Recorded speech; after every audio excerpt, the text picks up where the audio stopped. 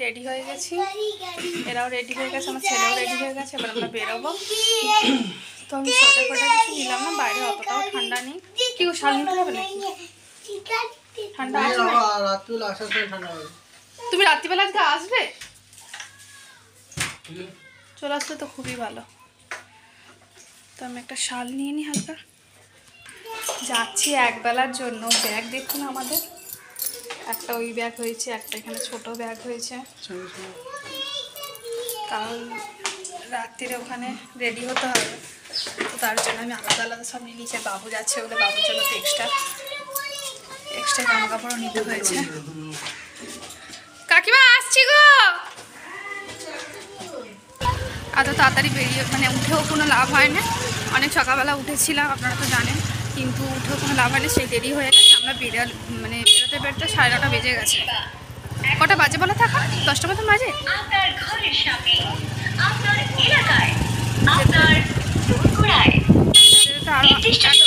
লাগবে, 1 ঘন্টা লাগবে। রাস্তা যদি রেলগেট যদি খোলা থাকে খুবই ভালো, আর যদি সিগন্যাল সেরকম যদি না খায় তো খুব ভালো।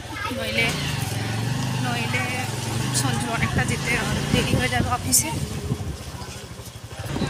ঠান্ডাটা বেশ অনেকটাই কম আছে, তাতে আমার অনেক সুবিধা হয়েছে, কারণ আমি সোয়েটার বলো চাদর বলো কিছুই নিয়ে আসিনি। তো ঠান্ডা একদমই লাগছে না আমার। রোডের রাস্তায় না প্রচুর জ্যাম আছে। তো আমি বলেছি পাড়ার ভেতর দিয়ে যেতে। তো আমাদের পাড়ার ভেতর থেকে যাবো আমরা, একটু দেরি হবে কিন্তু জ্যামটা পাবে না। আর এমনিও জ্যাম এত রাস্তায় না, এমনিও লেট হয়ে যাবে যদি এই দিক দিয়ে রোড ধরে যায়। পাড়ার ভেতর দিয়ে নিয়ে গেলে বাপের বাড়ি পাড়া দিয়ে যখন যায়, যাওয়া আসা হয়, তখন মনে হয় না মনটা যে বাড়ি যাই। আমারও হচ্ছে মনটা, কিন্তু আমার বাপের বাড়িতে কেউ না, আমার মা আছে না আমার বাবা আছে। তো মা তো নেই, যেখানে ডিউটি করে সেখানেই থাকে। আর বাবা তো বলেছিলাম আপনাদের সেখানেই আছে বাবা। কত বাজার লেগেছে, এটা চলে এসেছি। এটা আমার বাপের বাড়ির পাড়ায় চলে এসেছি।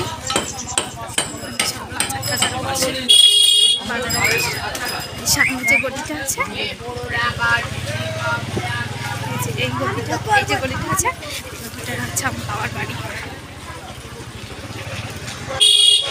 আমরা চলে এসেছি ব্যাতল রেলগেটে। তো ব্যাতল রেলগেট আমি জানি না বন্ধ আছে, দেখে তো মনে হচ্ছে খুলে গেছে, কারণ ওখান থেকে বড় বড় গাড়ি আসছে, তার মানে খোলাই আছে।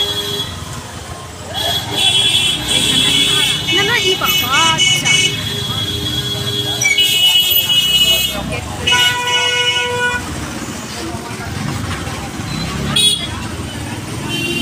সাইড দিয়ে চলে যাওয়া যাবে, আমার বাড়িতে আছে, অসুবিধা হবে না। সঞ্জু বলছে কোথায় সাইকেলটা কোথায়? তো রেলগেটে সাইকেল এখনো দেখা যাচ্ছে না।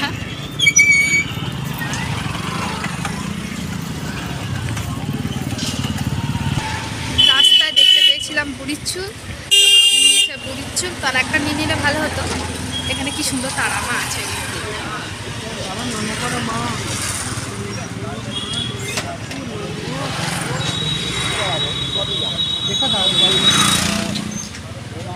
এই মন্দিরটা যতবার যাই বন্ধই থাকে, আজকে খুলেছে, পুজো টুজো হচ্ছে, এই সময় এসছি বলে দেখতে পেয়েছি।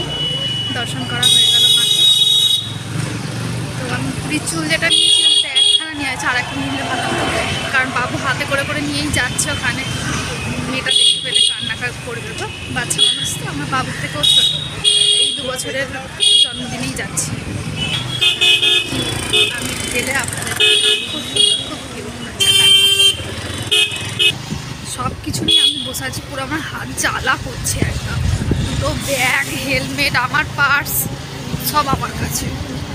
ওকে সামনে ছোটো ব্যাগটা দিয়েছিলাম, আমার হ্যান্ডেল ঘোরাতে অসুবিধা হচ্ছে বলে আমাকে দিয়ে দিয়েছে ফের। আর এদিকটা একটু ঠান্ডা লাগছে, কারণ এদিকটা প্রচুর হাওয়া, ফাঁকা রাস্তা তো। এই স্টেডিয়াম ক্রস করে চলে এসেছি। আমরা যাচ্ছি হচ্ছে বিরাটি। যারা এখানকার লোক তারা হয়তো জানবে, সলবেট।